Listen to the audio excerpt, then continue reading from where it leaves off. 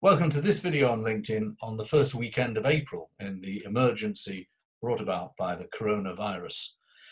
Joining me is Nicky Jolley, who is an HR specialist. I'm delighted to have her on our video because she's helped my firm, my small firm, with our HR issues, and maybe people will be able to learn a little bit from what she's said. Nicky, welcome on this weekend. I'm sure the last couple of weeks have been extremely busy for you. It has. It's been very interesting and very unprecedented. I keep using that word, but it has been, and our industry has really been the forefront of all of this, I have to say. Now, you've had to be grappling with some new rules, these new furlough rules that the government announced a couple of weeks ago, and then amended and made a little bit easier by introducing the 3-week furlough, so that staff wouldn't necessarily have to be permanently furloughed. So if you take a small business like my own, the rules are, as I understand, quite simple, that if someone's working in the business, they cannot be furloughed. I have furloughed not that many staff, actually. Maybe I think it's 4 staff, of which one of them works on our accounts. So I've given her a 3-week furlough, and she's going to work on the accounts in the last week of the month, and therefore she'll have the first 3 weeks of the month on furlough and then come back and do the accounts, and possibly the same in May. Now, is that broadly how most of your client base, the smaller firms you advise, have interpreted the rules? And what kind of wiggle room have you found? Yeah, it's been different actually, because obviously at the beginning we weren't sure what furlough meant. So we were grappling with the idea and people were just randomly putting people on furlough. Then obviously we've started to get more clarity throughout this, and they've brought in that you must be furloughed a minimum of 3 weeks to get the 80% grant back from the government. The interpretation of that now is becoming more clear in that whilst you're furloughed, you shouldn't be working for the company in the area that either provides a service or actually generates business. So some are interpreting that actually accounts have to continue to be done, and they could be done whilst furloughed. The other way, and I will be honest, it's not black and white, so we are in this interpretation phase. The other way to do it is, yes, you must furlough for a minimum of 3 weeks, but then you could bring somebody off furlough for a couple of days or a day or a week, and then you can put them back on furlough and get the 3 weeks again. But the key is they must be furloughed for a minimum of 3 weeks. I've had a mix of clients, but I think majority of them, if they're furloughed, they're furloughed, and they haven't asked them to do anything. We're just approaching that 3 weeks now, so we're starting to get questions like yourself. Can we bring them in to do accounts? How do we communicate? Is that classed as working? And this is where this interpretation is now coming in. Let's pick up on the communication issue. In my own small business, and I'm sure a lot of smaller businesses, there are regular team meetings where people talk about what's happening in the business. Now, I feel that the furloughed staff should be in those team meetings. We're doing them on a telephone conference call or on this kind of video system.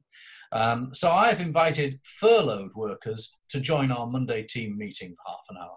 And I feel that that is within the spirit of the government's rules, because the government is trying to discourage me from laying staff off or making them redundant so that they can be immediately brought back into the business when the emergency is over. What is your view on that? I would absolutely agree. You know, we're encouraging everybody, even non-clients that we're talking to, we're saying you must speak to your employees. One of the biggest concerns that will come out of this is how people are coping in the mental health. And I think you're absolutely right. This is in the spirit of it. You're not asking them to work. You're asking them to come on a call, see their colleagues and have a chat. That's what you're doing. You're updating them where the business is. So you're reassuring them, and you still have a duty of care for those employees. They're still your employees. So I would agree with that wholeheartedly. Speak to them, talk to them, have regular contact with everybody. The next phase of this, and I've spoken to a lot of businesses. I've spoken to a large business that employs 3,000 people, and they've put most of those people on furlough, and their pay bill is something like £5 million a month. It's a serious amount of money. Now, their concern is, well, when am I going to get the grant? Will I get paid before I have to pay the staff? Now, yes, what do you know about that? We don't know any more than anybody else, but the only thing we do know is it's either the 21st, 22nd, this portal is going to be released by the government. and that is going to give us the opportunity to log on and claim the money. My concern about that is you're going to have pretty much most of the country logging on to an IT portal, which is likely to crash. Yes. The only thing that we do hope is it's going to have advice and information. So even if you can't get logged on, it will provide information of how you'll make your claim and when you're likely to get the money. A lot of businesses I know are now looking at the post-crisis situation. Now that might be in May, it might be in June, could even be in July. From a PR point of view, we're being asked to consider plans for almost relaunch of businesses. From an HR point of view, are you yet getting businesses looking that far ahead? We are. We've started this week. People are starting to say, what does this mean? What does this look like? I think you've got business owners, you've got senior managers, you've got CEOs sat at home going, I've got time to think. I don't know what I'm going back to. And, you know, unfortunately, one of the first things people have asked for is redundancy costs. Mm-hmm. So they are looking at if they have to reduce staff, what does that look like? Who would they choose? Things like that. We have got some actually that have been really forward thinking and saying, how do we integrate people back? What does our new business look like? What training can we do? And how can we support our employees? And is it going to be phased? Is it going to be instant? Is it like a light switch? Suddenly everybody's back at work.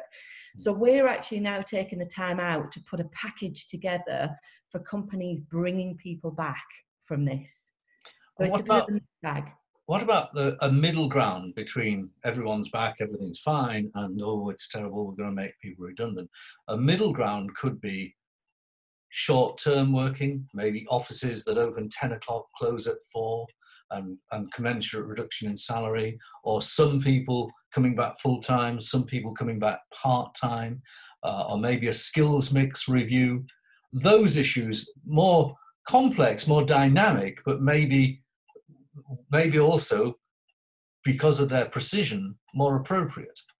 Yeah, I think we're going to learn a lot from this process, particularly the people that have worked from home. Have they been more efficient? Have they been smarter in the way that they've worked? I think where the issues may arise, and this will be dependent on how the company approach it, I think people can be smarter and efficient. I think they've valued the time at home with their family. It's something we've never had in this generation. We're always busy. We're always on IT and everything. I think the reality is people are happy to work harder, smarter, for less hours, but they'll still want the same money. Okay. And I don't think that's a bad thing, but I think companies need to open their mind to that, to say, is that okay? I'm still getting the same job. Okay, look, Nicky, what's your web address? It's www.hr2day.co.uk. We're there to support anybody, and if anybody wants to contact us, we're happy to help. Thank you, Nicky. Best of luck to you. Great, thank you. Take care.